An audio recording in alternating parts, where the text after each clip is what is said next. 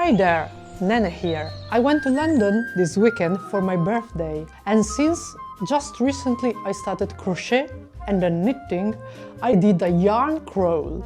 I thought it was the perfect moment to explore London choices of yarn and yarn stores. I know this term because quite often they are organized as a group activity, but I decided to do one solo since I had a weekend and I had lots of other activities planned in it, so I just bits and bobs of yarn shops I visited.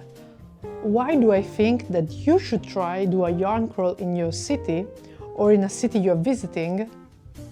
I believe doing a yarn crawl is a journey to discover all the shops, stores with a unique personality and often with loads of different brands of yarn that you have never seen or have never tried.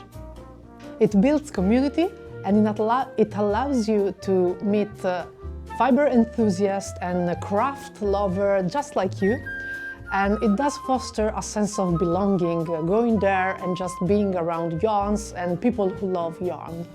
And since doing a yarn crawl in your city or in a city you're visiting will feature brick-and-mortar, small independent business, that's a great way to support local businesses too. By getting there, and even if you're not purchasing anything, by just getting there, you're contributing to their stories and helping them grow their businesses. So I hope you will do a yarn crawl in your next occasion. And if you're going to London, at the end of the video, you will find a very useful tool I think you might enjoy. So without further ado, let's go yarn crawling!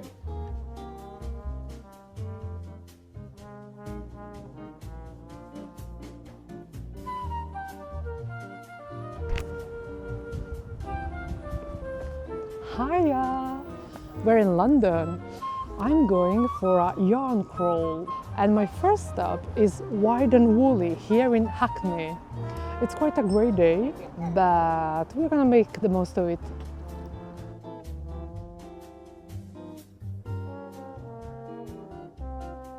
My first stop was Wild and Woolly, a cozy spot not far from where I was staying in London. I think it was the smallest stop of all those I visited, but what it lacked in space is certainly compensated in character and choice. Such wonderful yarns, and in a space so beautifully decorated, I would have spent the whole day there. My favorite thing about this shop was the sense of community it gave me. Right from the welcome page on their website, which I visited just before going to London and visiting the yarn store.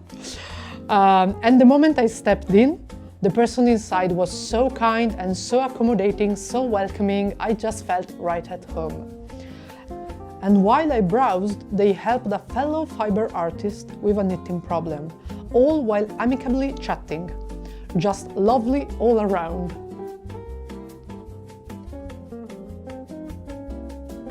I'm going to the second location of the yarn crawl and I'm moving from Hackney to Stoke Newington.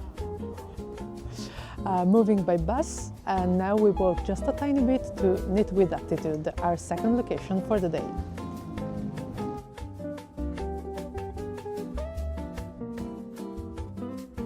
My second stop was Knit with Attitude, just a bus ride from my first stop. This store is specialized in ethical and sustainable yarn. Again, such a wonderful selection and such a display of amazing values behind the yarn, from certification to hand-dyed yarn and even to plant-based one. My favorite thing about this shop was the amazing selection of tools and bags and cases. I knew they had the great yarn because I visited their social and their website beforehand. They really hit it out of the park with their logoed bags and with their needle cases. I think some of them just popped into my wish list.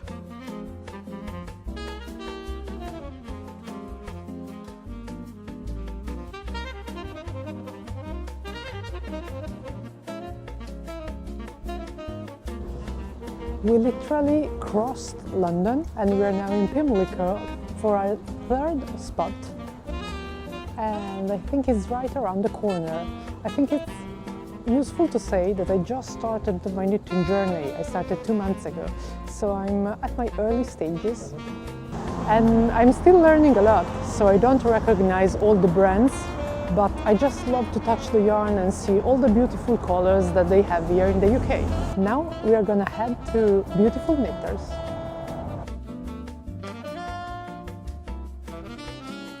My third stop was Beautiful Knitters, and it was a whole ride across London.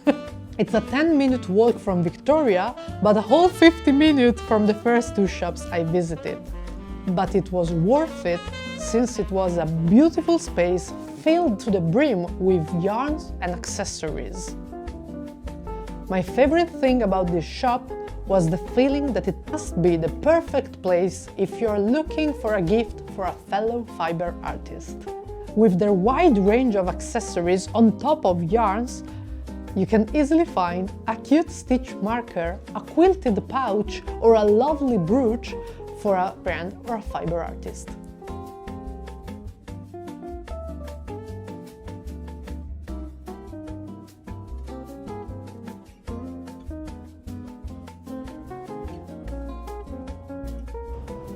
Our last stop for the yarn tour is Loop.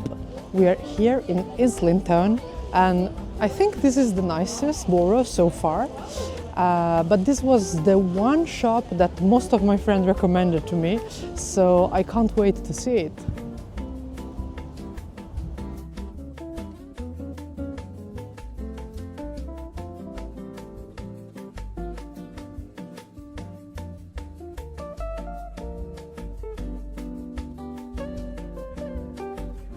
My fourth and last stop for my weekend trip was Loop London, or Loop Knitting London.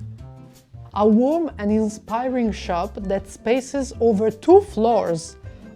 My favorite thing about this shop was the huge range of haberdashery, with lots of button, scissors, embroidery threads, mending threads, as well as the collection of publication, books and magazines and patterns by them in collaboration with other artists, kits with the patterns they made. I found many things I added to my wish list and resonated very much with the space and all the lovely people in it. You may wonder what I got from these shops. And let me tell you, I was window shopping for most of my time there, because I had projects at home. I currently have 2 sweaters on my knitting needles, so I wasn't going to buy more yarn for more sweaters, but I did get a little bit of something in the last yarn store I visited. Maybe because I just saw so many wonderful yarn, I just had to get something home with me back to Italy. I got a bit of this beige, white yarn and this green by the brand Kama Rose Decay, because I absolutely fell in love with this green, and I am always on lookout for green yarns that I adore, and it seems like I can't find any good green yarns. It's always like a little bit too limey or a little bit too dark for my taste, so this one was mine. It had to be mine. I got some of this, and I just bought I think 6 of skeins, 3 and 3, for like a little project of mittens and a scarf that I have in my mind.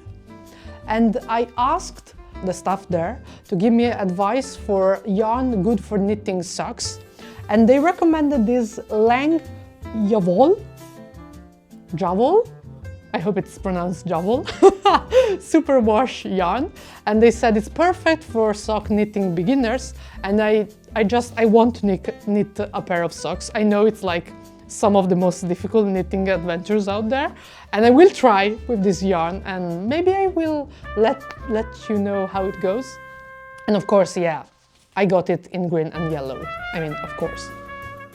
In the end, all spaces were amazing, incredible shops that value handmaking, community and craft-loving people.